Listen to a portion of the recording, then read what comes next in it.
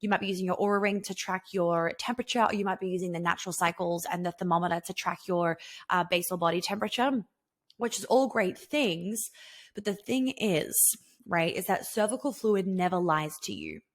And it helps you to get a really clear idea of where you are in your cycle and where the sperm could travel up and then hang out and live and, get nourishment for a few days up in your womb, in your fallopian tubes, etc. So the cervical fluid is the thing that I'm always keeping my eye out for. In terms of my Aura Ring and my basal body temperature, I tried to do natural cycles for a little bit and I fucked that one off really quickly because, I'm sorry, but I cannot measure my body temperature and put a thermometer in my mouth first thing in the morning. I always forget. I'm getting a glass of water. I'm turning my alarm off. I'm rolling over and saying good morning to my fiance. The dogs are fucking on me. It's not accurate enough for me. So I threw that one out pretty quickly. And so I'm really always focused on obviously using my intuition and noticing my own energy levels, but then my cervical fluid, because that never lies to me. My Aura Ring allows me to see, oh, yep, we're definitely in luteal phase, because we will see that change in body temperature when my body temperature will increase. But that's kind of what I'm doing right now, right? And it's been working for me for the past however many years. Okay, so cervical fluid really does serve a biological purpose, right? And I know it can be kind of a gross conversation to talk about. This is why I'm also using the word cervical fluid, because I feel like it's a way better word than the word discharge. I'm sorry. That word, it's like saying moist. I know it makes a lot of us squirm. So I'm going to use the words cervical fluid, right? And it has a biological purpose. So without us having the presence of cervical fluid in our vagina, the sperm would really quickly die on their journey up through your cervix to your womb to then implant into an egg, right? So cervical mucus, it neutralizes the pH levels in your vagina, which is really important because it also then, as a result of that, it nourishes and feeds the sperm and allows it to make the journey to the egg, right? So the different cervical fluid that you get throughout your cycle is telling you a lot about what's happening in your body and what's going to happen when sperm enters your vagina, right? So certain types of the cervical fluid is going to filter out bad sperm as well, which is really awesome. And it's going to allow the right sperm to be carried up then to implant into an egg, or it's going to prevent sperm being carried up into an egg because there isn't an egg that the sperm needs to get carried up into. So that's the important piece that we often forget because we do not learn. You do not have an egg waiting to be fertilized there your whole cycle. Your egg is only viable for about 24 to 48 hours, right? When you ovulate, when the follicle bursts out of your ovary, and then the egg starts to travel down your fallopian tube, that egg will be chilling out and living for about 24 to 48 hours. And if it doesn't get fertilized, it's going to die. So why this is important to remember is because so many of us freak ourselves out, and I used to do this, freak ourselves out because we learn in school that you can fall pregnant at in any phase of your cycle, at any time of the month. You cannot. An egg has to be there to be fertilized. When you realize it, you're like, oh my God, that is the fucking most simple thing, like duh. But I'm telling you, I didn't know that for a little while. I really didn't know that. And then when I found that out, I was like, wait, that makes so much sense, right? So cervical mucus plays a very key role in conception. So your hormone estrogen, that is what peaks just before ovulation, right? That makes you feel sexy, full of energy, your skin's glowing, you feel vivacious, you feel turned on, your libido is at an all-time high, etc. That peaks just before ovulation. This causes the cervical mucus to change from kind of like that pasty or like creamy consistency. I kind of say it like resembles like hand moisturizer or like body moisturizer, right? And it will change to resemble that raw egg white consistency. You know, when you crack an egg and there's like a bit of that raw egg white and it's kind of like stretchy and like, frankly, let's just be real, it's kind of gross, right? That is then your raw egg white cervical fluid.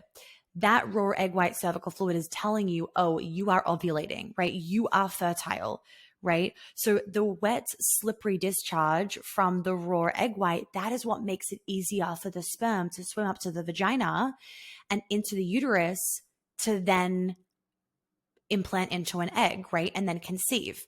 So if you're wanting to conceive, you want to make sure that you're having sex right before this time and during this time, because it's going to obviously increase your chances of getting pregnant. If you don't want to get pregnant, then you want to either be really careful. You want to either not have sex during this time or use a pull-out method, use a condom, use something else that you feel comfortable with in terms of non-hormonal birth control. So I want you to think of your uterus, right? Like a swimming pool. If your cervical mucus is, like watery, it's that raw egg white cervical fluid, etc., it is really easy for the sperm to then swim through, right? It's like if you're in a swimming pool, you want to be able to easily swim to the other side, right? So if you think of your uterus as a swimming pool, your cervical mucus is like the water, right? So you think of your cervical mucus like a water, and the sperm is wanting to swim through the water to the other side. If the water is thick and like clumpy and like fucking tacky, like thick moisturizer, like buttery, I know I'm getting like really descriptive right now. There's no way a person could swim through that, right? They'd be like fucking sliding all over the place, get exhausted, and be like, fuck this, I'm out, right? But if the cervical fluid is then that raw egg white cervical fluid where it can kind of get carried through, it's like a slippery slide, right? When you think about when you're ovulating, sometimes, I'm not the only one to know this, when you wipe, it's like, whoa, that was slippery. It's like a slippery slide, right? So now it's easier for the sperm to then get carried through and reach the other side of the pool.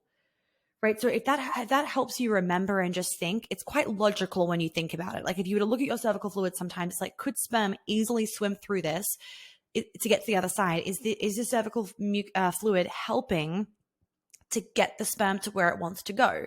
Because at the end of the day, it's like our bodies as women are kind of made to have babies, right? The intention is to get the sperm to the other side. So if the cervical fluid is like wanting to get to the sperm to the other side, it's because you're ovulating.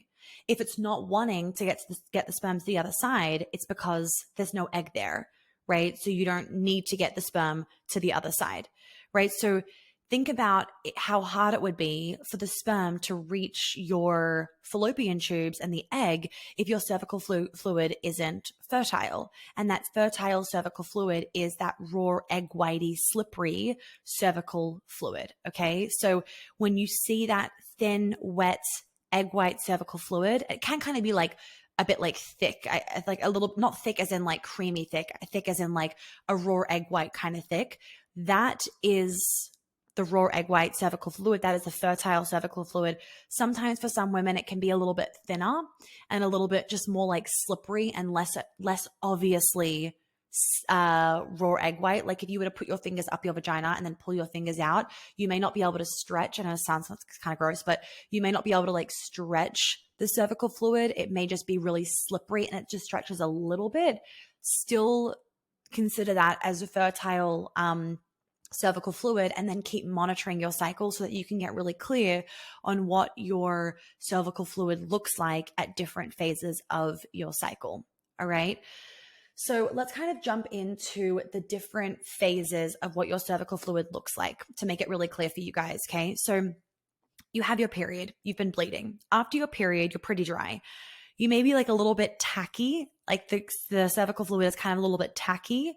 And of course, like you're never fully dry. So when I'm saying dry or you're drier, you're never fully dry because your vagina is like a mucous membrane, right? So it needs to stay wet, just like your mouth. You can have a dry mouth, but your mouth is never actually fully dry. So if you were to put your fingers up your vagina and pull them out after you finished your period, there wouldn't be that much cervical fluid on your fingers. And if you were to kind of like put your fingers together and apart, to kind of like feel the consistency, it would be a little bit tacky in a way, right? Then things start to pick up and you might start to get a little bit of an increased dampness and start to see a more white cervical fluid, right? So things are kind of picking up. We're getting further into our follicular phase. Maybe you're like 5 days out of your period, for example, something like that, right?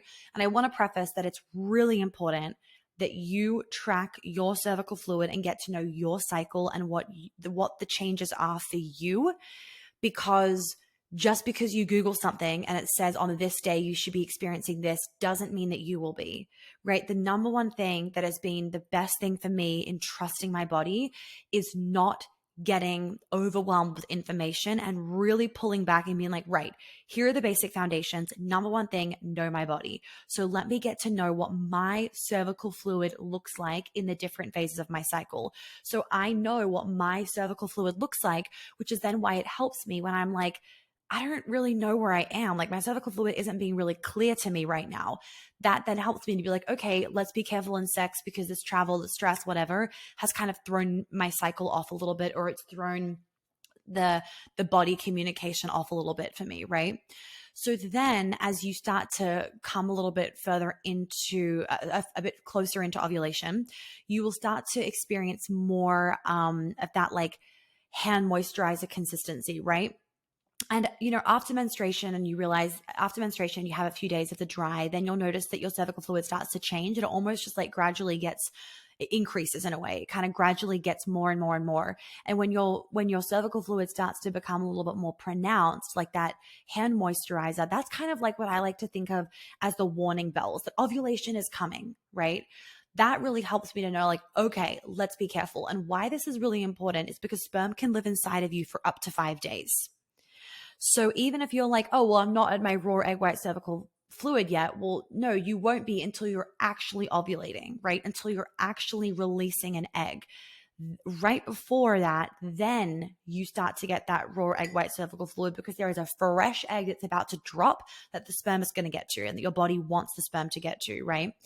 But prior to that, you're going to get this kind of like thick, moisturizery consistency that's the warning bells. And this means have lots of sex and have him finish inside of you if you want to fall pregnant, or be careful and use the pull-out method, use a condom, don't have sex, whatever feels the best for you and the safest for you, then that is what you need to be doing to then avoid falling pregnant. Because I'm sure you guys have heard the stories of like, I wasn't even ovulating and I fell pregnant. And I'm like, well, if you had sex like 5 days prior to ovulation and you have a healthy vagina and healthy pH levels and healthy cervical fluid, then the sperm can actually hang out, make a little house in there, chill out. They can feed off your cervical fluid and all the nutrients in your cervical fluid, waiting for that egg. And then as soon as the egg comes, it's like, oh, there we go. And then you fertilize the egg. That's how you fall pregnant, quote unquote, before ovulation, right? That peak ovulation, that is the raw egg whites. So your ovulation day isn't necessarily day 14. It could be day 14, 15, 16, 17, 18, 19. You don't really want it past day 20, right? Because then you're going to get into having a really long cycle. Because you want to have like a good 10-day luteal phase, because that's telling you that you have a strong amount of progesterone to hold your period, like to hold the lining of your uterus up in your uterus. The progesterone, just like the progesterone holds the baby and the progesterone holds the lining of your uterus in, which is really important. And then when the progesterone drops, you start to bleed. But if you don't have a high level of progesterone, that's when you start to get that spotting, or you'll have a really short luteal phase.